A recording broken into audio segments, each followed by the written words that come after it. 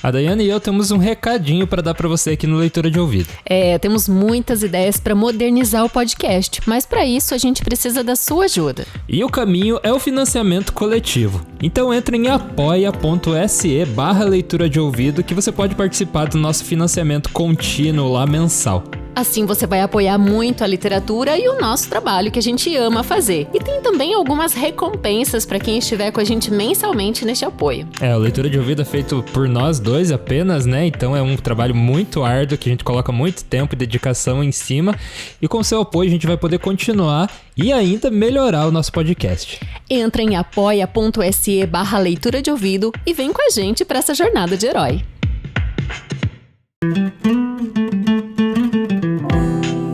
Bem-vindo ao Leitura de Ouvido, o podcast que transforma linhas em ondas sonoras. Eu sou o Lucas. E eu sou a Daiana e desejo a todos os nossos leitores de ouvido um feliz 2021 e também um alô aí pelo Dia do Leitor, né, que foi aí nesse comecinho de janeiro. A gente vai começar bem com o conto A Nova Califórnia, de Lima Barreto. Um conto que traz uma paródia à corrida do ouro no oeste dos Estados Unidos do fim do século XIX e ele até antecipa um pouco aquele clima dos textos que os modernistas faziam, né? Ele traz um texto bem fluido que prende do começo ao fim. Então por isso mesmo que o nome é Nova Califórnia, porque se você entra no conto sem saber isso, você vai ficar se perguntando por que o nome é Nova Califórnia. Então tá aí o motivo. Eu acredito até que soe um pouco como uma crítica ao capitalismo, mas esse texto também traz um pouco de esperança pra gente, faz a gente refletir e valorizar o que realmente importa, né? Família, enfim, valores morais. Mas aí já tô fazendo análise aqui, né? Deixa que cada leitor interprete da sua forma.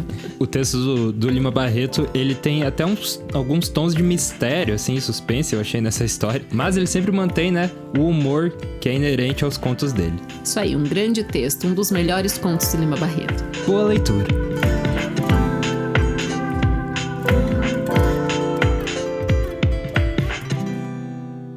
A Nova Califórnia, de Lima Barreto.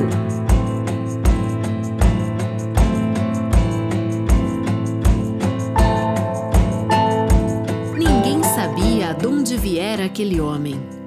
O agente do correio pudera apenas informar que acudia ao nome de Raimundo Flamel, pois assim era subscrita a correspondência que recebia. E era grande. Quase diariamente, o carteiro lá ia a um dos extremos da cidade, onde morava o desconhecido, sopesando um maço alentado de cartas vindas do mundo inteiro, grossas revistas em línguas arrevesadas, livros, pacotes.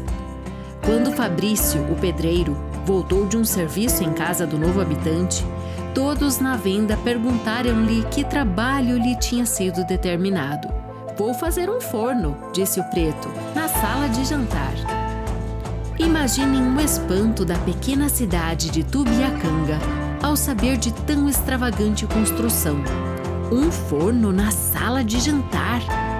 E pelos dias seguintes, Fabrício pôde contar que vira balões de vidros, facas sem corte, copos como os da farmácia, um rol de coisas esquisitas a se mostrarem pelas mesas e prateleiras, como utensílios de uma bateria de cozinha em que o próprio diabo cozinhasse. O alarme se fez na vila. Para uns, os mais adiantados, era um fabricante de moeda falsa. Para outros, os crentes e simples, um tipo que tinha parte com o tinhoso. Chico da Tirana, o carreiro, quando passava em frente da casa do homem misterioso, ao lado do carro a chiar, e olhava a chaminé da sala de jantar a fumegar, não deixava de persignar-se e rezar um credo em voz baixa. E não fora a intervenção do farmacêutico, o subdelegado teria ido dar um cerco à casa daquele indivíduo suspeito, que inquietava a imaginação de toda uma população. Tomando em consideração as informações de Fabrício, o boticário Bastos concluíra que o desconhecido devia ser um sábio, um grande químico, refugiado ali para mais sossegadamente levar avante os seus trabalhos científicos. Homem formado e respeitado na cidade, vereador, médico também, porque o doutor Jerônimo não gostava de receitar e se fizera sócio da farmácia, para mais em paz viver.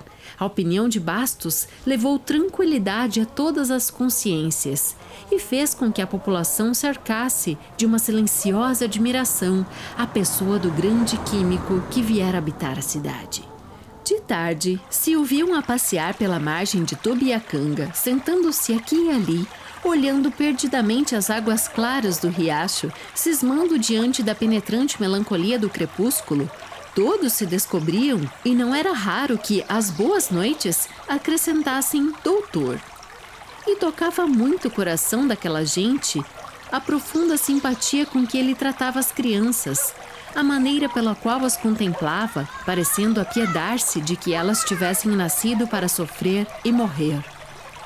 Na verdade, era de ver-se, sob a doçura suave da tarde, a bondade de Messias com que ele afagava aquelas crianças pretas, tão lisas de pele e tão tristes de modos, mergulhadas no seu cativeiro moral, e também as brancas de pele baça, gretada e áspera, vivendo amparadas na necessária caquexia dos trópicos. Por vezes, vinha-lhe vontade de pensar qual a razão de ter Bernardin de Saint-Pierre gasto toda a sua ternura com Paulo e Virgínia e esquecer-se dos escravos que o cercavam.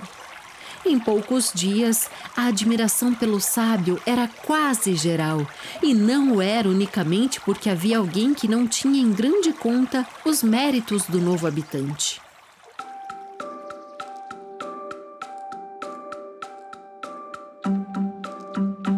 Capitão Pelino, mestre-escola e redator da Gazeta de Tubiacanga, órgão local e filiado ao partido situacionista, embirrava com o sábio. "Vocês hão de ver", dizia ele, "quem é esse tipo? Um caloteiro, um aventureiro, ou talvez um ladrão fugido do rio." A sua opinião em nada se baseava, ou antes, baseava-se no seu oculto despeito, vendo na terra um rival para a fama de sábio de que gozava. Não que Pelino fosse químico, longe disso, mas era sábio, era gramático. Ninguém escrevia em Tubiacanga que não levasse bordoada do Capitão Pelino. E mesmo quando se falava em algum homem notável lá no Rio, ele não deixava de dizer: "Não há dúvida, o homem tem talento, mas escreve um outro de resto." E contraía os lábios como se tivesse engolindo alguma coisa amarga. Toda a vila de Tubiacanga acostumou-se a respeitar o solene Pelino, que corrigia e emendava as maiores glórias nacionais. Um sábio.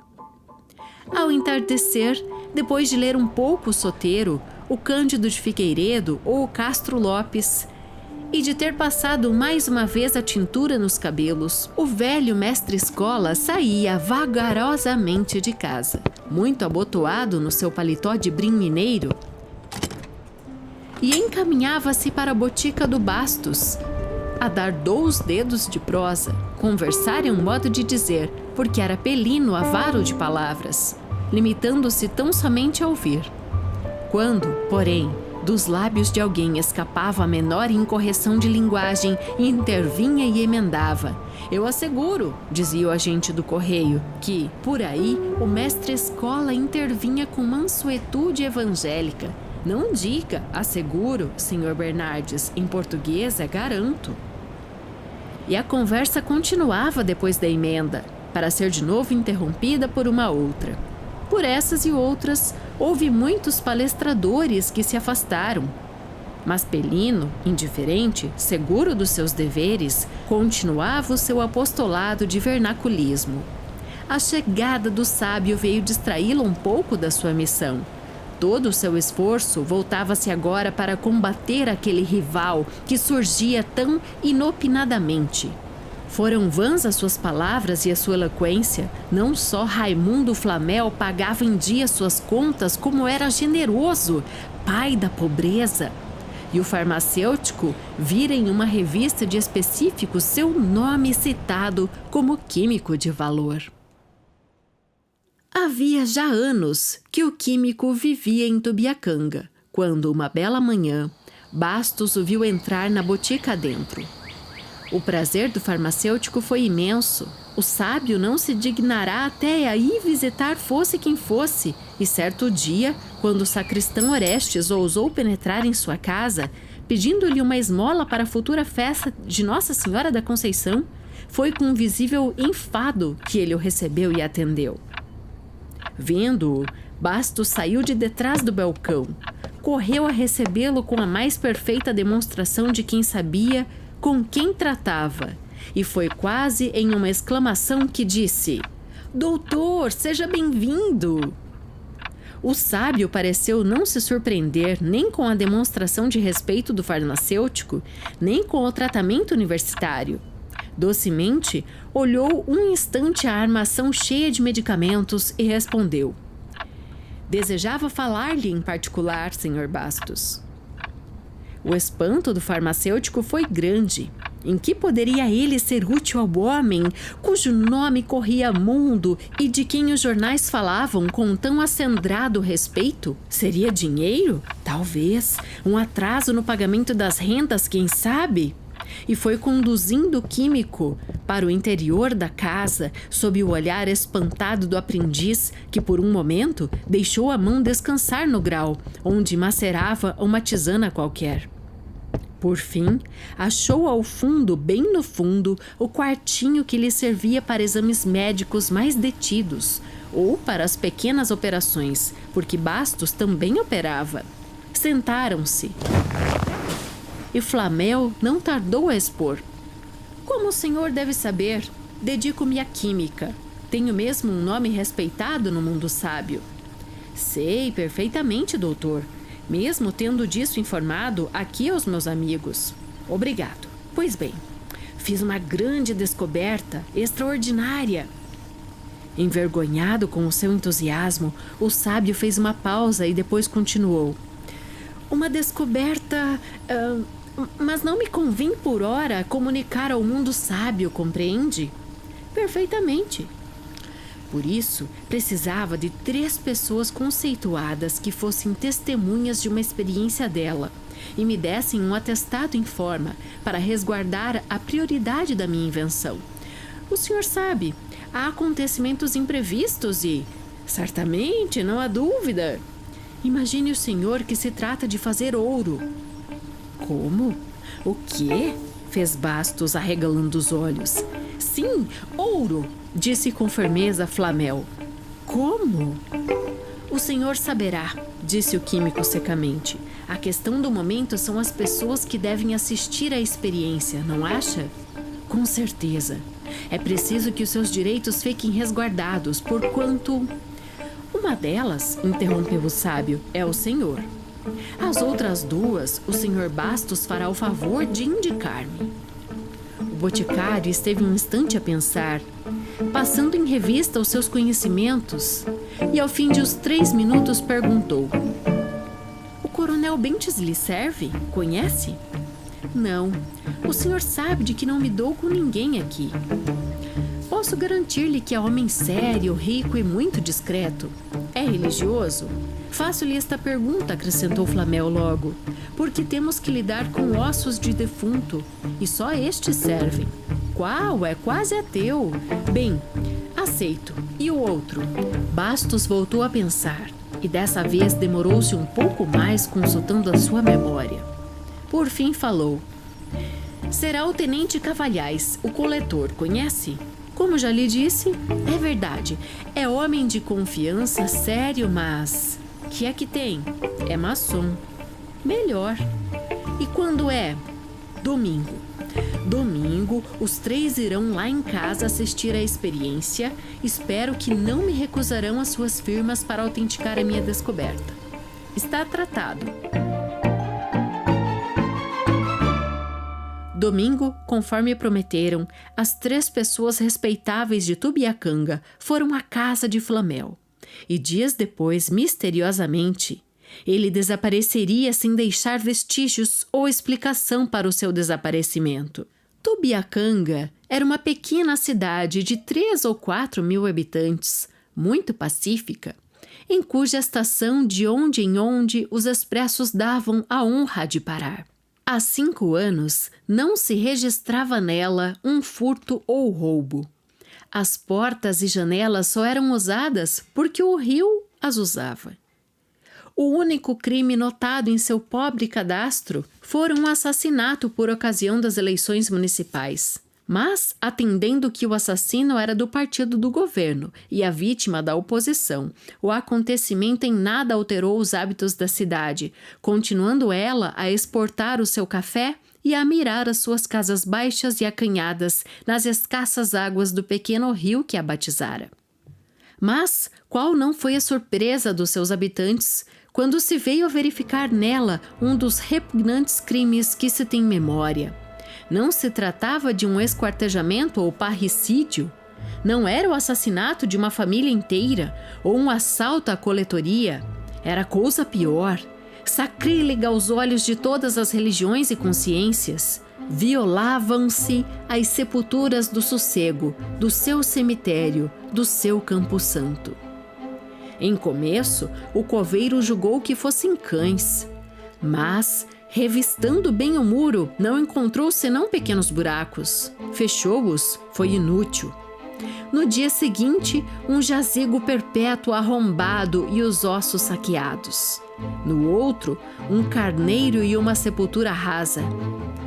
Era gente ou demônio? O coveiro não quis mais continuar as pesquisas por sua conta.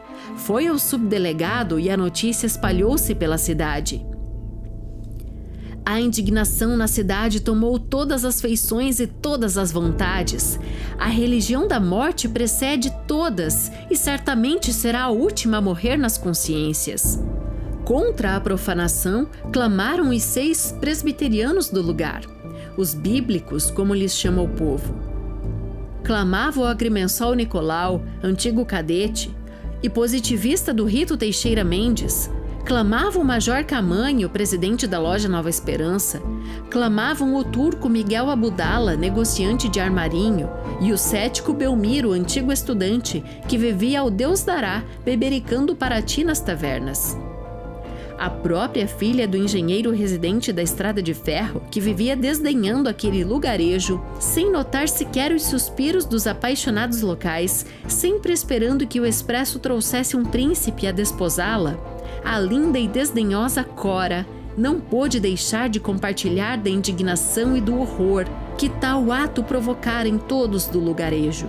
Que tinha ela com o túmulo de antigos escravos e humildes roceiros? Em que podia interessar aos seus lindos olhos pardos o destino de tão humildes ossos?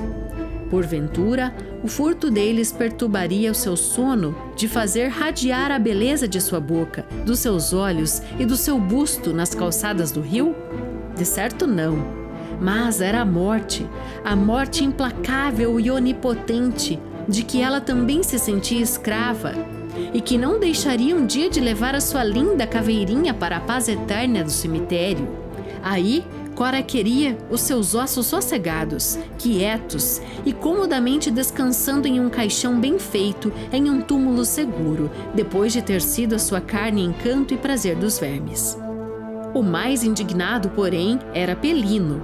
O professor deitara artigo de fundo, imprecando, bramindo, gritando. Na história do crime, dizia ele, já bastante rica de fatos repugnantes como sejam o esquartejamento de Maria de Macedo, o estrangulamento dos irmãos Fuoco, não se registra um que o seja tanto como o saque às sepulturas do sossego. E a vila vivia em sobressalto. Nas faces não se lia mais paz. Os negócios estavam paralisados, os namoros suspensos. Dias e dias por sobre as casas pairavam nuvens negras, e à noite todos ouviam ruídos, gemidos, barulhos sobrenaturais. Parecia que os mortos pediam vingança. O saque, porém, continuava. Toda noite eram 2, 3 sepulturas abertas e esvaziadas de seu fúnebre conteúdo. Toda a população resolveu ir em massa guardar os ossos dos seus maiores. Foram cedo, mas em breve, cedendo à fadiga e ao sono, retirou-se um, depois outro, e pela madrugada já não havia nenhum vigilante. Ainda nesse dia o coveiro verificou que 2 sepulturas tinham sido abertas e os ossos levados para destino misterioso. Organizaram então uma guarda. 10 homens decididos juraram perante o subdelegado vigiar durante a noite a mansão dos mortos. Nada houve de anormal na primeira noite, na segunda e na terceira. Mas na quarta, quando os vigias já se dispunham a cochilar, um deles julgou lobrigar um vulto esgueirando-se por entre a quadra dos carneiros. Correram e conseguiram apanhar 2 dos vampiros. A raiva e a indignação, até aí supitadas no ânimo deles, não se contiveram mais e deram tanta bordoada nos macabros ladrões que os deixaram estendidos como mortos.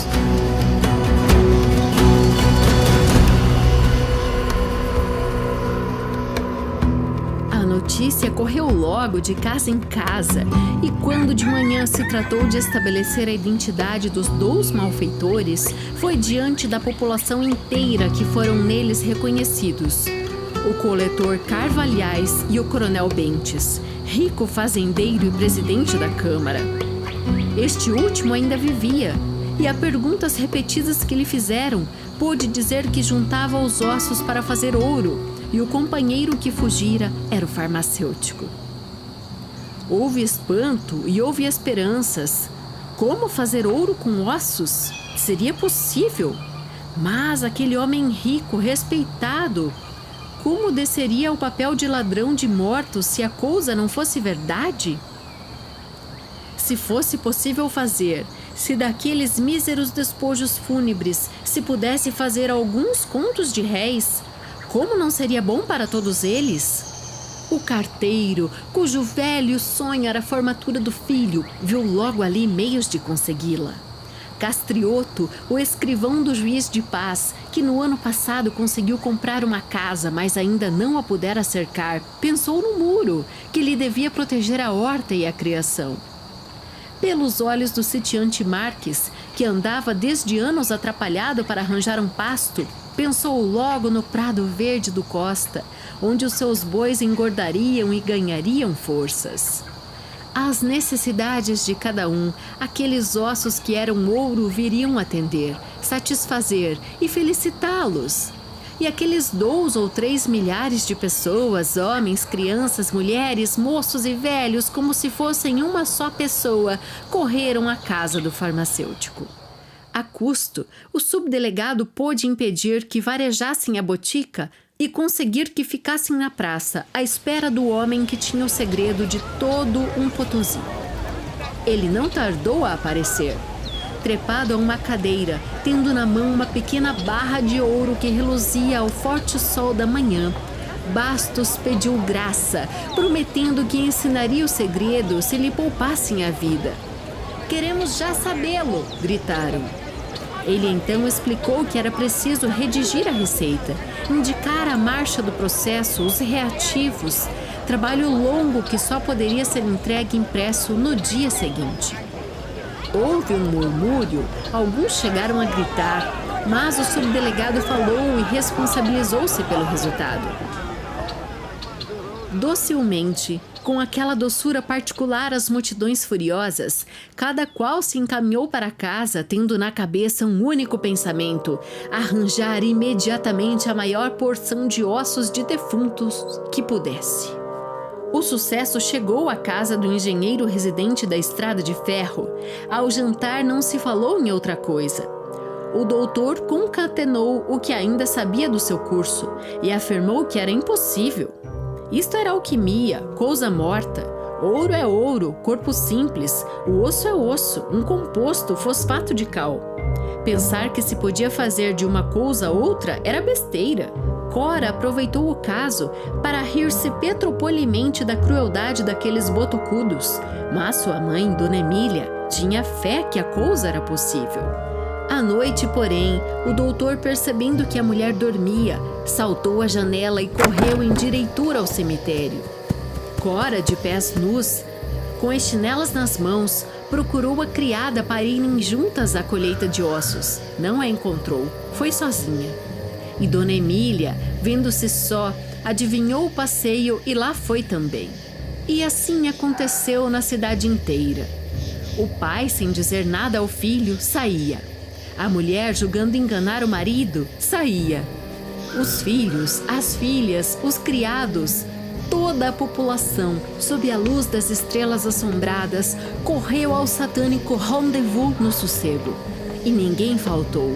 O mais rico e o mais pobre lá estavam. Era o turco Miguel, era o professor Pelino, o doutor Jerônimo, o major Camanho, Cora, a linda e deslumbrante Cora, com os seus lindos dedos de alabastro, revolvia as sanidas sepulturas, arrancava as carnes, ainda podres agarradas tenazmente aos ossos, e deles enchia o seu regaço até ali inútil. Era o dote que colhia e as suas narinas, que se abriam em asas rosadas e quase transparentes, não sentiam o fétido dos tecidos apodrecidos em lama fedorenta. A desinteligência não tardou a surgir. Os mortos eram poucos e não bastavam para satisfazer a fome dos vivos. Houve facadas, tiros, cachações. Pelino esfaqueou o turco por causa de um fêmur, e mesmo entre as famílias questões surgiram. Unicamente, o carteiro e o filho não brigaram. Andaram juntos e de acordo, e houve uma vez que o pequeno, uma esperta criança de 11 anos, até aconselhou ao pai: "Pai, vamos aonde está a mamãe. Ela era tão gorda." De manhã, o cemitério tinha mais mortos do que aqueles que receberem 30 anos de existência. Uma única pessoa lá não estivera, não matara nem profanara as sepulturas. Fora o bêbado Belmiro. Entrando em uma venda meio aberta e nela não encontrando ninguém, enchera uma garrafa de Paraty e se deixara ficar a beber sentado na margem do Tubiacanga, vendo escorrer mansamente as suas águas sob o áspero leito de granito. Ambos, ele e o rio, indiferentes ao que já viram, mesmo a fuga do farmacêutico com o seu Potosí e o seu segredo, sob do céu eterno das estrelas. 10 de novembro de 1910.